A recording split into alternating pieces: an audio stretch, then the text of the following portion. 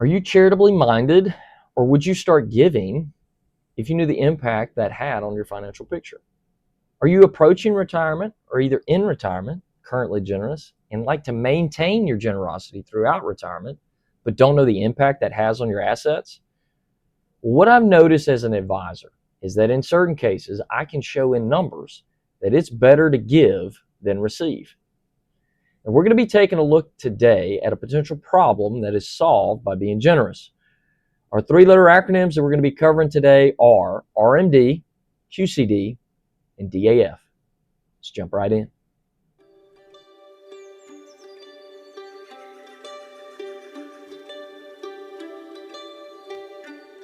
Let's start with RMDs, or required minimum distribution. And this is our problem because we have mandatory withdrawals that have to start at a certain age. It could be 73 or 75, depending on when you're born. They are going to be taxed as income because it comes out of all traditional retirement accounts. It's calculated by the account value being divided by an IRS actuarial chart. So the mistake here is ignoring or delaying what could cause a large tax bomb forced by the IRS. So you need to know your timeline and mitigate the tax implications of an RMD. One of the ways that we can mitigate an RMD is by utilizing a QCD, or qualified charitable distribution. You can begin this at age 70 and a half, where you give directly out of your IRA to a charity or organization that you're choosing. This counts towards an RMD, but it's not included in taxable income to you. However, you're also not getting the tax deduction on your taxes. So the mistake that people make here is that they give from cash instead of from their IRA. So review what you're currently giving. Maybe you could readjust not what you're giving, but where you're giving it from. Or maybe it's time to start giving. I'm extremely passionate about this because this is a win-win-win-win. You didn't pay taxes on the way into the account. You didn't pay taxes as the account grew. You're not paying taxes on the way out of the account or the distribution if you use a QCD. And the charity or organization that you give to doesn't pay taxes on it. Like I said, it's a win-win-win-win.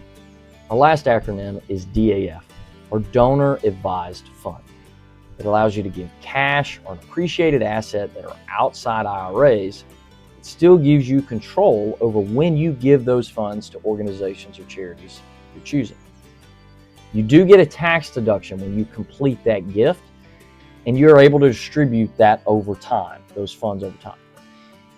Where I normally see this is what's considered gift bunching. We take multiple years of giving and we bunch it into 1 year to give us that tax deduction. One thing you need to know about this is when you give that is considered a completed gift. So there's no taking this back. This money is outside of your estate. It's not going to heirs. So you need to be very confident in why you're giving it and how much you're giving. So here's your opportunity.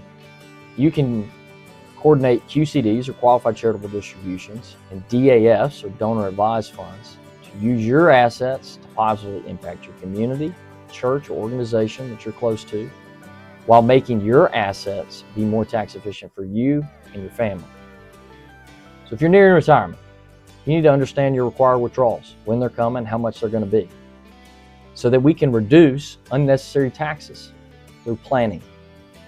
And that may allow us to give with intention and out of abundance.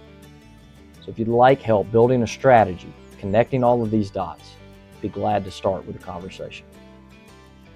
Next week, we'll be looking at accounts used to save for kids. We'll see you then.